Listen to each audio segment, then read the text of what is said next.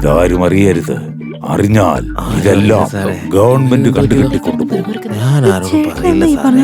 ഈ കാണുന്ന സ്വർണം മുഴുവൻ ഒരുക്കി അതിൽ നിന്ന് കിട്ടുന്ന ലാഭം എടുത്ത് റിയൽ എസ്റ്റേറ്റിലേക്ക് ഇട്ട് വീണ്ടും അതിൽ നിന്ന് കാശുണ്ടാക്കി അത് വെച്ച് പടവും പിടിച്ച് സിനിമാ ലോകത്തൊരു മുഖ്യമന്ത്രി ആവും സാറേ ഞാൻ. അവിടെ സ്വപ്നവും കണ്ടോട് നിൽക്കാതെ ഇതൊക്കെ അകത്തേക്ക് വന്ന് പെട്ടിയെടുക്കാം. അയ്യോ കാലിടെ ജാമായി. വന്നട്ടെ സാറേ, വന്നട്ടെ അകത്തേക്ക് വാ. സാറേ ഈ കാണുന്ന എന്റെ അച്ഛനാ. ഇതെന്റെ അമ്മ രാജേശ്വരി, ഇതെന്റെ അനിയത്തി ഗായത്രി, അയ്യോ എന്റെ പേര് രാംദാസ്. എല്ലാ കാര്യങ്ങളും വ്യക്തമായി അറിയാം. എവിടെയാ ഭ്രാന്തൻ ദേവദാസൻ? എങ്ങനെയൊക്കെ നടന്നതാ കിടക്കണ കിടപ്പ് കണ്ടില്ലേ? പാവം. ഡോക്ടർ എന്ത് പറഞ്ഞു? കുറേശ്ശെയായി പോയിക്കൊണ്ടിരിക്കുകയാണെന്നാ പറഞ്ഞു. എവിടെ പോകുന്നു? അല്ല കുറേശ്ശെയായിട്ട് അസുഖം മാറിക്കോളൂ പറഞ്ഞു വരെ ഡോക്ടർ അങ്ങനെ പറഞ്ഞു. കാര്യങ്ങളൊക്കെ പറഞ്ഞായിരുന്നോ? കാര്യങ്ങളെല്ലാം പറഞ്ഞായിരുന്നോ എന്നാ ചോദിച്ചേ. സാറേ അച്ഛന് ചെവി കുറച്ച് പുറകോട്ടെ. ഈ വിറകുള്ളി തൊപ്പിക്കാരനെ ഞാൻ മാനേജ് ചെയ്തോളാം. അച്ഛൻ പേടിക്കണ്ട കേട്ടാ. എല്ലാ കാര്യം ഞാൻ സെറ്റ് ചെയ്തോളാം. മുത്തശ്ശൻ ഇടയ്ക്കിടയ്ക്ക് പറയാറുണ്ടേ, കർണനും ദുര്യോധനും പോലെ ഞാനും രുദ്രപ്പനും ചെറിയ പ്രായം തൊട്ടേ അടുത്ത സുഹൃത്തുക്കളാണെന്ന്. കാര്യം പറഞ്ഞിട്ട് രുദ്രപ്പ എന്ന് 3 പ്രാവശ്യം നിലവിളിച്ചിട്ട് കിടന്നുറങ്ങിയതാ. സമയം കാണിക്കുന്ന ഈ ഘടികാരത്തിന് പോലും ചിലപ്പോ സമയം തെറ്റിപ്പോകാറുണ്ട്. മനുഷ്യന്റെ അവസ്ഥ അതാണെങ്കിൽ പിന്നെ മനുഷ്യന്റെ കാര്യം പറയാൻ വല്ലതും ഉണ്ടോ? എനിക്കൊന്നും മനസ്സിലായില്ലല്ലോ.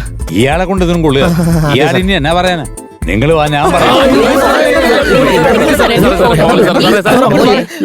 പുറത്തു അപ്പം പറയാം. ഇങ്ങേർക്ക് ഇത് ഇവിടെ വെച്ച് തന്നെ പറഞ്ഞാ പോരെ?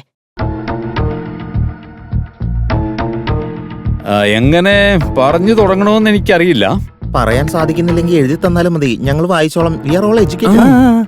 ഞാൻ പറയാമെന്ന കാര്യം എന്താന്ന് വെച്ചാല്, നിങ്ങളുടെ അച്ഛൻ ഈ വീട്ടിൽ മാസത്തിൽ 10 ദിവസം മാത്രമാണ് ചെലവഴിച്ചു കൊണ്ടിരുന്നത്. ബാക്കി 20 ദിവസങ്ങള് അമ്പലവും പൂജയൊക്കെ ആയിട്ട് കറങ്ങി നടക്കുകയായിരുന്നു. No no no no no no അതൊന്നും അല്ല കാര്യം.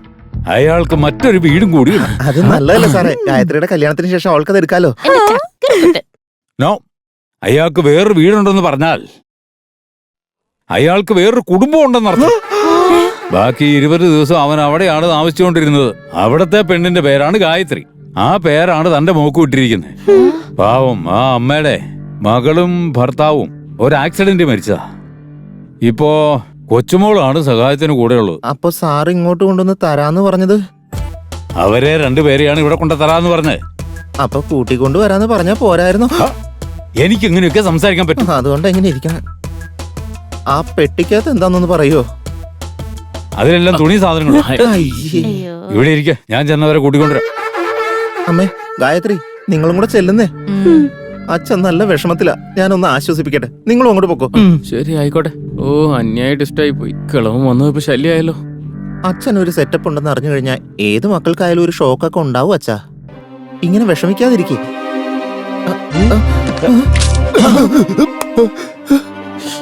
ഇവിടെ ഇരുന്ന് കിറുക്കൻ അവിടെ പോയി. പോയി അവരെ കൂട്ടിക്കൊണ്ടുവരാൻ പോയിരിക്കുക.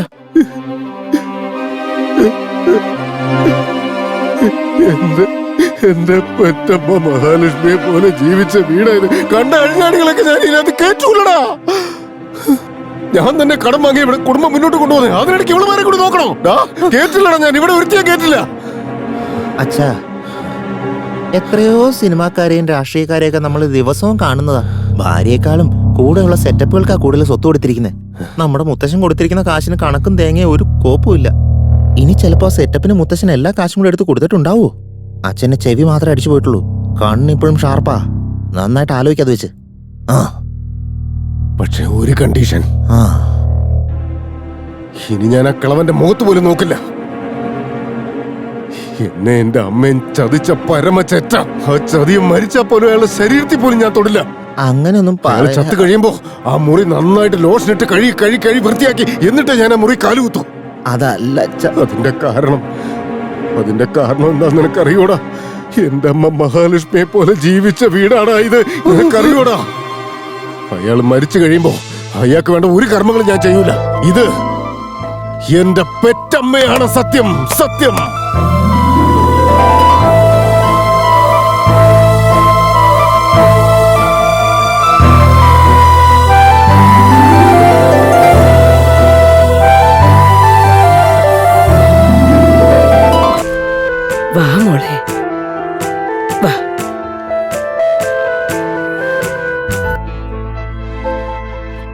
ഞാൻ ചാവണം. ഈ വീട്ടിൽ കയറ്റില്ല ഞാൻ.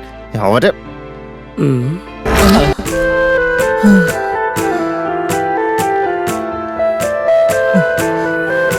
ഇതാണ് അവന്റെ വീട്. നടക്ക.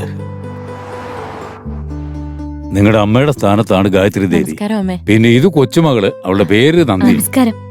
ഇവരാണ് നിങ്ങളുടെ മരുമകള് രാജേശ്വരി. ഇത് ഇവരുടെ മകളാ ഗായത്രി. അതെ, നിങ്ങളുടെ പേര് തന്നെയാ. വാ മുത്തശ്ശി, അകത്തേക്ക് ഗായത്രി. വന്നാട്ടെ.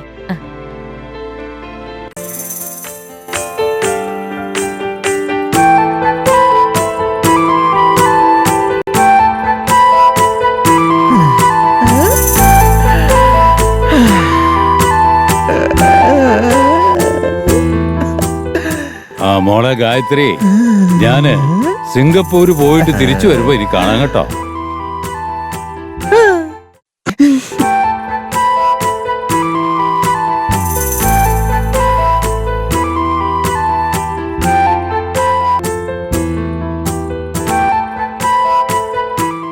എടാ നാണം കെട്ടവനെ, നീ അവരുടെ കൂടെ കൂടി പാട്ടും കൂത്തുമായിട്ട് ഇറങ്ങിയല്ലേ? ഇനി എനിക്ക് ഈ വീട്ടിൽ ഒരു വിലയും കിട്ടില്ല. അവന്റെ മുത്തശ്ശന്റെ കുണം തന്നെ അവനും കിട്ടി. നോക്കട്ടെ എവിടം വരെ പോകും നോക്കാം.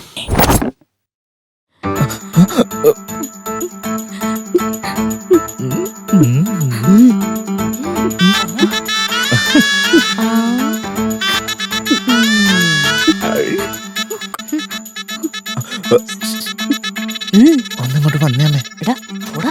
എന്നൊന്ന് പരിചയപ്പെടുത്തു. ഓ, നിക്ക്, പരിചയപ്പെടുത്താം. അമ്മേ, ഇവനാണ് എന്റെ മൂത്ത മോൻ. പേര് ആശീർവദിക്കുന്ന മുത്തശ്ശി. അനുഗ്രഹിക്കൂ. എഴുന്നേക്ക് മോനെ. ഈശ്വരൻ നിനക്ക് നല്ലത് മാത്രമേ വരുത്തൂ. താങ്ക് യു സോ മച്ച് മുത്തശ്ശി. മുത്തശ്ശ, എപ്പോ നോക്കിയാലും ഗായത്രി ഗായത്രി എന്ന് പറഞ്ഞ് കരയുന്ന ഇതുകൊണ്ടായിരുന്നല്ലേ? ദേ വന്ന് മുന്നിൽ ഇരിക്കുന്ന കണ്ടില്ലേ? കണ്ണു തുറന്ന് നോക്ക്. എന്തെങ്കിലും ഒന്ന് സംസാരിക്കും മുത്തശ്ശ. മുത്തശ്ശി ഒരിക്കലും തെറ്റിദ്ധരിക്കരുത് കേട്ടോ. ഞാൻ ഭയങ്കര ഇമോഷണൽ ആയിട്ടുള്ള ഒരാളാ. മുത്തശ്ശനും ഞാനും തമ്മില് അങ്ങനെ ഒരു അറ്റാച്ച്മെന്റ് അല്ല ജീവിക്കുന്ന മുത്തശ്ശി.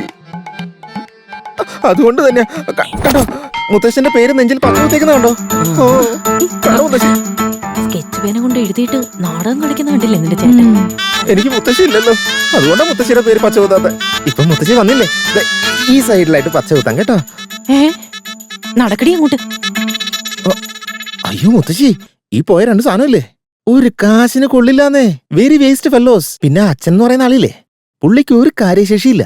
കോടതി പോയിട്ട് ഗോവിന്ദ ഗോവിന്ദ ഗോവിന്ദ എന്ന് 3 പ്രാവശ്യം വിളിക്കുന്നല്ലാതെ വേറെ ഒരു പണിക്കോ അയാളെ കൊള്ളില്ല. ഇപ്പൊ ഏതായാലും മുത്തശ്ശി വന്നല്ലോ, എനിക്ക് 100 ആനകളുടെ ശക്തി കിട്ടിയ പോലെ തോന്നുക മുത്തശ്ശി. ഇനി ഈ വീട്ടിലെ എല്ലാ കാര്യങ്ങളും മുത്തശ്ശി വേണം നോക്കാൻ. മോൻ വിഷമിക്കണ്ട മോനെ. മുത്തശ്ശി ഇങ്ങോട്ട് എത്തിയില്ലേ, എല്ലാം നമുക്ക് ശരിയാക്കാം. താങ്ക്സ്. എന്താടാ പറഞ്ഞേ? ഞങ്ങളെ കൊണ്ട് ഒരു കാശിനും കൊള്ളില്ലെന്നോ? എനിക്ക് ഉത്തരവാദിത്വമില്ലല്ലേ? രാവും പകലൊന്നില്ലാതെ ഞാൻ ആ കോടതി കിടന്ന് കഷ്ടപ്പെടുക നിങ്ങൾക്ക് വേണ്ടി. ആ തള്ളയോട് പോയി ഞാൻ കോടതിയിൽ നിന്ന് ഗോവിന്ദ ഗോവിന്ദ എന്ന് വിളിച്ച് കുറച്ചോണ്ടിരിക്കുകയാണെന്നല്ലോ നീ പറഞ്ഞത്. നാണമില്ല നിനക്ക്? എപ്പോ നോക്കിയില്ല പെണ്ണിന്റെ പുറകെ ഇങ്ങനെ മണപ്പിച്ച് നടക്കുന്ന നാണയില്ല നിങ്ങൾക്ക്? എന്റെ ചേട്ടനാന്ന് പറയാൻ പോലും എനിക്കിപ്പോ നാണക്കേടാ. നീ ആളുടായിപ്പണം ഞങ്ങൾക്ക് അറിയാം. എന്നാലും ഇങ്ങനെ ഓന്തിനെ പോലെ നിറം മാറുന്നവനാണെന്ന് ഞങ്ങൾ ഓർത്തില്ല. നിന്നൊക്കെ നീയൊക്കെ ഒരു മനുഷ്യനാണോടാ? കുറെ നേരമായിട്ട് ചലിച്ചോണ്ടിരിക്കുകയല്ലേ, ഇനി കുറച്ചു നേരം റെസ്റ്റ് എടുക്കും. ഞാൻ ഇത്ര നേരം ചെയ്ത കാര്യങ്ങളെ വെറും നാടകമാന്നേ. ഏതാണ് നാടകം? ഇപ്പൊ നീ ഇവിടെ കളിക്കുന്നോ അതോ അവരോട് പറഞ്ഞോ? എന്നെ വിശ്വസിക്കാ അച്ഛാ. ജീവിതത്തില് അച്ഛൻ എപ്പോഴും ഞങ്ങൾക്ക് വേണ്ടി ഒരുപാട് കഷ്ടപ്പെട്ട് അച്ഛന്റെ തലമുടി മുഴുവൻ വെളുത്ത നിറത്തിലായി മാറിയത് അറിഞ്ഞില്ലേ? ഈ വീടിന്റെ ഭാരം മുഴുവൻ ചുവന്ന് അച്ഛൻ വല്ലാതെ തളർന്നിരിക്കുക. ആ മുത്തശ്ശിയുടെ തലയിൽ മുഴുവൻ വെള്ളമുടിയാന്ന് കണ്ടല്ലേ? അതുകൊണ്ടാണ് അച്ഛന്റെ ഭാരം അങ്ങോട്ട് ഷിഫ്റ്റ് ചെയ്തേ. അച്ഛൻ നല്ല കറുത്ത ഡൈ അടിച്ചിട്ട് സമാധാനമായിട്ട് സന്തോഷമായിട്ട് ഇരുന്നൂടെ അച്ഛാ. അതിനുവേണ്ടിയാ ഞാൻ അഭിനയിച്ചേ. പിന്നെ അമ്മ എന്താ വിചാരിച്ചേ? അമ്മ ഈ താലിമാല മാത്രം ഇട്ടോണ്ട് എത്ര കാലമാണ് ജീവിക്കുന്നത്? ഇത്രയും കാലത്തിനിടയ്ക്ക് അച്ഛൻ വല്ല സ്വർണ്ണം വാങ്ങിച്ചു തന്നിട്ടുണ്ടോ അമ്മയ്ക്ക്? അതുകൊണ്ടാണ് ആ മുത്തശ്ശിയുടെ കഴുത്തിൽ കിടക്കുന്ന സ്വർണം മുഴുവൻ അമ്മയുടെ കഴുത്തിലേക്ക് മാറ്റി. അമ്മയെ ഒരു ഭഗവതിയെ പോലെ കാണാൻ ആഗ്രഹം കൊണ്ടാ. മാതൃദേവോ ഭവ. എന്റെ പ്രിയപ്പെട്ട അനിയത്തി, എത്ര നാള് നീ ഈ പഴയ തുണിയൊക്കെ ഇട്ടോണ്ടിരിക്കും? അവളുടെ ഡ്രസ്സ് മുഴുവൻ നിനക്ക് കിട്ടിക്കഴിഞ്ഞാ നിനക്ക് അവളെ പോലെ മോഡേൺ ആയി മാറിക്കൂടെ? അതിന് വേണ്ടേ? ഞങ്ങൾക്കൊന്നും ഇല്ലേ? എന്റെ കൈ നിനക്കല്ലേ? അത് ഞങ്ങളുടെ ഉണ്ടല്ലോ. അപ്പൊ ഇന്നത്തെ പാർട്ടി ഫിക്സ്. എടാ, എന്ത് കാര്യം നടന്നാലും നീ എന്തിനാ പാർട്ടി ചോദിക്കുന്നേ?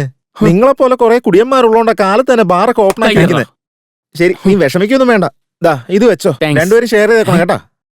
ഒരുത്തി ഇവിടെ വന്നു കയറിയപ്പോ ഞങ്ങളൊക്കെ വേണ്ടാതായാലും നിനക്ക് എന്ത് പറയാനാ? കലികാലം തന്നെ. കലികാലം ആയാലും ജീവിച്ചു പോവാൻ ഇതൊക്കെ ചെയ്യണം അളിയാ. Be careful. എല്ലാരോടും പറഞ്ഞൊരു വഴിക്കാക്കിയിട്ടുണ്ട്.